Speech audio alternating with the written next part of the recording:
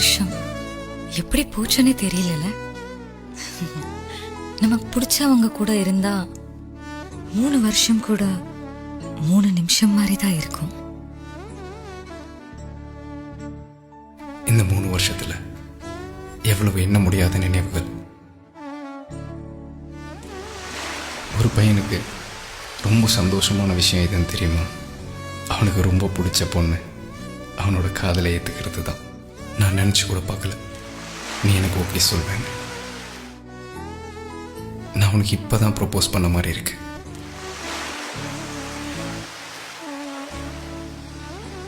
அந்த சமயத்துல என் இதய துடிப்பு எவ்வளோ வேகமா இருந்துச்சு தெரியுமா? பயமும்